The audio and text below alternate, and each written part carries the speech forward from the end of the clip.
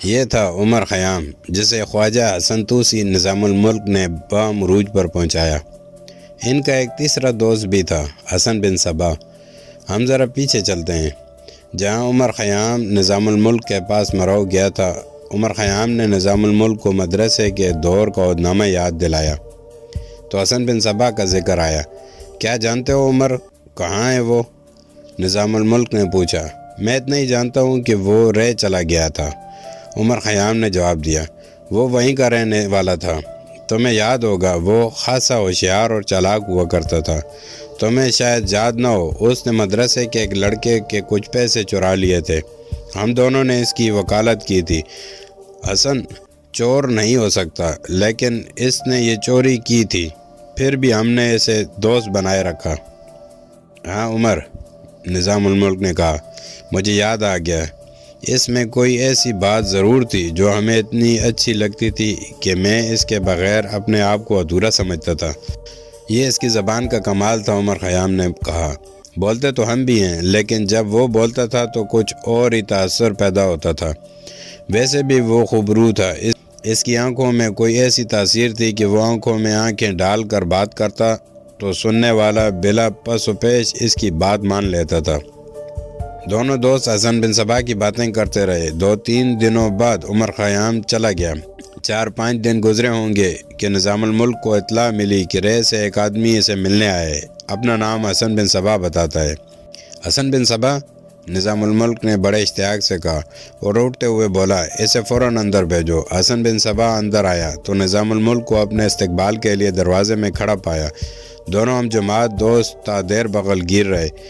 میں نے سنا کہ میرا دوست وزیر اعظم ہو گیا ہے تو میں خوشی سے پھٹنے لگا، حسن بن صبا نے کہا۔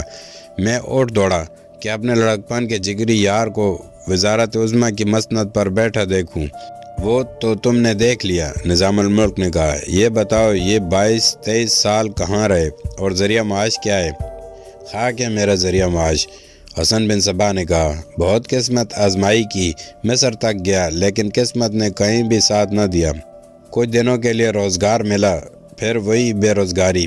ایک جگہ گیا تو مجھے بہت اچھا جواب ملا۔ مجھے کہا گیا کہ تم نے تعلیم ایسی اور اتنی زیادہ پائی ہے کہ تم کوئی چھوٹی نوکری نہیں کر سکتے، اور اسی وجہ سے تمہارا دماغ تجارت کو بھی قبول نہیں کرتا۔ ہاں حسن، نظام الملک نے کہا۔ اس شخص نے دانشمندی کی بات کی ہے۔ امام موافق کا شاگرد کوئی عام سی نوکری نہیں کر سکتا، اور وہ دکانداری بھی نہیں کر سکتا۔ ہمارا دوست عمر آیا تھا، وہ اب عمر خیام ہے۔ اس نے فلسفہ و علم و ادب و حکمت میں بہت کام کیا ہے، لیکن ذریعہ معاش کوئی نہیں۔ ہاں عمر، حسن بن صبا نے کہا۔ ہمارا پیارا دوست اسے فلسفی اور شاعر ہی بننا تھا۔ اس نے مجھے عہدنامہ یاد دلایا تھا، نظام الملک نے کہا۔ میں تو اس عہدنامے کو بھول گیا تھا جو ہم تینوں دوستوں نے ایک رات مدرسے میں کیا تھا۔ پھر تم نے اس کے لیے کچھ کیا ہے؟ ہاں حسن، نظام الملک نے کہا۔ میں نے اس کے لیے سالانہ وظیفہ منظور کرا لیا ہے۔ میں بھی تمہیں وہی عہدنامہ یاد دلانے آیا ہوں، حسن بن صبا نے کہا۔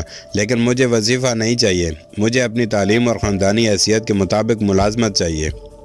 میں دوستی کا حق ادا کروں گا حسن، نظام الملک نے کہا، اور میں لڑکپن کے عہدنامے کو پورا پاس کراؤں گا۔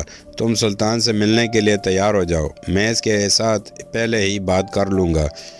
معروف تاریخ نویس ابن اثیر نے چند ایسے مورخوں کے حوالے سے لکھا ہے کہ وہ عہد طفلی کا ایک عہدنامہ تھا جس کی حیثیت ایک مذاق سے بڑھ کر کچھ بھی نہیں تھی۔ نہ ہی یہ عہدنامہ قرآن پر ہاتھ رکھ کر حلفیہ کیا گیا تھا، لیکن نظام الملک صاحب کردار اور دیندار آدمی تھا۔ سلطان چغرہ بیگ نے اس میں یہی اوصاف دیکھ کر اسے اعلیٰ منصب پر فائز کیا تھا، اور انہیں اوصاف کی بدولت وہ سلطنت کا وزیر اعظم بن گیا تھا۔ اس نے لڑکپن کے عہد نامے کا اتنا پاس کیا کہ سلطان کے آگے حسن بن صبا کے کردار، تعلیم اور دانشمندی ایسے انداز سے بیان کی کہ سلطان متاثر ہو گیا۔ اس نے حسن بن صبا سے کہا کہ وہ اسے سلطان سے ملوائے گا اور وہ اپنی تعلیم اور دانشمندی کا پر اثر مظاہرہ کرے۔ حسن بن صبا فن گفتگو کا تو استاد تھا۔ نظام الملک نے اسے سلطان کے سامنے پیش کیا تو اس نے زبان کا جادو چلا کر سلطان کو متاثر کر لیا۔ اس کا راستہ تو نظام الملک نے پہلے ہی صاف کر دیا تھا۔ یہ فیصلہ وزیر اعظم کو کرنا چاہیے کہ اس دانش مند شخص کو کس منصب پر فائز کیا جائے۔ سلطان نے کہا، میں حسن بن صباح کو سلطان عالی مقام کے معتمد خاص کے رتبے سے کم درجے کا کوئی نہیں سمجھتا۔ نظام الملک نے کہا، سلطان عالی مقام کو ایک معتمد خاص کی ضرورت بھی ہے۔ ہمیں منظور ہے۔ سلطان نے کہا، آپ انہیں رکھ لیں اور انہیں اچھی طرح بتا دیں کہ ان کا کام کیا ہوگا۔ انہیں تمام تر امور سلطنت سمجھا دیں، کچھ دن اپنی نگرانی میں رکھیں۔ اس طرح حسن بن صباح کو وہ رتبہ مل گیا جو اختیارات کے لحاظ سے وزارت سے کم نہ تھا۔ وہ اسی دن اپنا سامان اور بیوی بچوں کو لانے کے لیے روانہ ہو گیا۔ نظام الملک محسوس نہ کر سکا کہ اس نے ابلیس کے لیے جنت کا دروازہ کھول دیا ہے۔ حسن بن صباح کون تھا؟ اس کا باپ خراسان کے شہر توس کا رہنے والا تھا۔ اس کا نام علی بن احمد تھا اور وہ اسماعیلی مذہب کا پیروکار تھا۔ حسن بن صباح توس میں پیدا ہوا تھا۔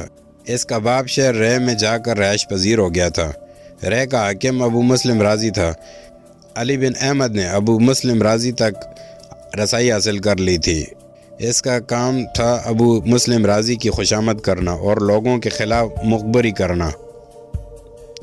وہ چاہتا تو کسی شریف آدمی کو ناکردہ گناہ میں گرفتار کرا دیتا اور کسی مجرم کو جھوٹ کے ذریعے بے گناہ ثابت کرا دیتا۔ رے تجارت کا مرکز تھا جہاں غیر ملکی تاجر آتے رہتے تھے۔ علی بن احمد منڈی میں چلا جاتا اور کسی نہ کسی غیر ملکی تاجر کو جھانسا دے کر اس کا مال اڑا لیتا یا کچھ رقم بٹور لیتا۔ یہ کام وہ ایسی مہارت اور ایسے معزز انداز سے کرتا تھا کہ نقصان اٹھانے والے اس پر ہاتھ ڈالنے سے جھجکتے تھے۔ اس کے متعلق مشہور تھا کہ وہ رے کے حاکم ابو مسلم رازی کا خاص آدمی ہے اور اس کا منظور نظر ہے۔ علی بن احمد کی عیاری کے قصے اتنے کم نہیں کہ داستان گو سارے سنا دے۔ وہ بردہ فروشی تک کرتا تھا، لیکن یوں نہیں کہ ایک لڑکی کو اغوا کیا اور اسے بیچ ڈالا۔ وہ کسی حسین اور نوجوان لڑکی کو یا کسی جوان سال بیوہ کو نہایت باعزت طریقے سے ورگلاتا اور اسے سبز باغ دکھاتا کہ لڑکی برسیر طاری ہو جاتا تھا۔ نوخیت لڑکی ہوتی یا جوان سال عورت نتائج سے بے خبر اس کے جال میں آ جاتی۔ وہ 4 دن اسے اپنے پاس رکھ کر عیش و عشرت کرتا تھا۔ اس فریب کاری میں لڑکی کو اسے بتائے بغیر کوئی نشہ بھی پلاتا تھا۔ اس دوران وہ گاہک کے تلاش میں رہتا اور ایک دن اسے کسی مالدار گاہک کے حوالے کر دیتا تھا۔ کسی گھر میں لڑائی جھگڑا ہوتا یا بازار میں دکانداروں کے درمیان جھگڑا ہو جاتا یا تاجروں کا آپس میں کوئی تنازع ہو جاتا تو وہ ثالث یا منصف بن کر اپنے آپ کو ان پر مسلط کر کے تصفیہ کراتا تھا۔ لوگ جانتے تھے کہ یہ شخص عیار اور فریب کار ہے، پھر بھی اس کی عزت کرتے اور اس سے مشورے اور مدد لیتے تھے۔ لوگوں میں مقبول عام بننے کے لیے وہ ان کے چھوٹے موٹے مسئلے حل کرا دیتا تھا۔ اس میں ڈھیٹ پن اتنا زیادہ تھا کہ کہیں سے دھتکارا دیا جاتا تو وہاں سے ایک دروازے سے نکل کر دوسرے دروازے سے پھر اندر چلا جاتا اور عیاری کا کوئی اور حربہ استعمال کر کے دھتکارنے والوں کو شیشے میں اتار لیتا تھا۔ لوگوں میں یہ جو مشہور تھا کہ وہ حاکم ابو مسلم رازی کا منظور نظر ہے، غلط نہ تھا۔ ابو مسلم جابر اور دانشمند حاکم تھا، لیکن علی بن احمد کمال استادی سے اسے دوستانہ سطح پر لے آیا کرتا تھا۔ ابو مسلم رازی اہل سنت والجماعت تھا۔ علی بن احمد بلا شک و شبہ اسماعیلی تھا، لیکن ابو مسلم کو اس نے یقین دلایا دیا تھا کہ وہ اہل سنت ہے۔ ایک بار ابو مسلم کو مصدقہ اطلاع ملی کہ علی بن احمد سنی نہیں اسماعیلی ہے۔ ابو مسلم نے اس سے جواب طلبی کی۔ اس نے قرآن ہاتھوں پر اٹھا کر قسم کھائی اور کہا کہ وہ سنی مسلمان ہے۔ اس کا بیٹا حسن بن صباح کئی سالوں سے ایک اسماعیلی عالم اور اتالیق عبد الملک بن عطاش کے یہاں تعلیم حاصل کر رہا تھا۔ اس کا علم ابو مسلم کو ہو گیا۔ اس نے ایک روز علی بن احمد کو بلایا۔ اس کا بچہ کہاں پڑھتا ہے، مجھے کیا؟ ابو مسلم نے علی سے کہا، اپنی اولاد کے متعلق ماں باپ کے فیصلوں کے ساتھ میرا کوئی تعلق نہیں، لیکن تمہارے بیٹے کے متعلق میں اس لیے بات کر رہا ہوں کہ تم اہل سنت والجماعت ہو، لیکن اپنے بیٹے کو تم نے اسماعیلی عالم کی شاگردی میں بٹھا رکھا ہے، کیوں؟ کیا یہ تمہارے اسماعیلی ہونے کا ثبوت نہیں؟ ابو مسلم علی بن احمد نے کہا، یہ میری ایک مجبوری کا ثبوت ہے۔ میں اپنے بیٹے کو نشاپ اور امام موافق کی شاگردی میں بھیجنا چاہتا ہوں، لیکن میرے پاس اتنے پیسے نہیں کہ اپنی اس خواہش کی تکمیل کرا سکوں۔ پیسے میں دلواتا ہوں، ابو مسلم راضی نے کہا۔ میں سرکاری خزانے سے پیسے دلواؤں گا،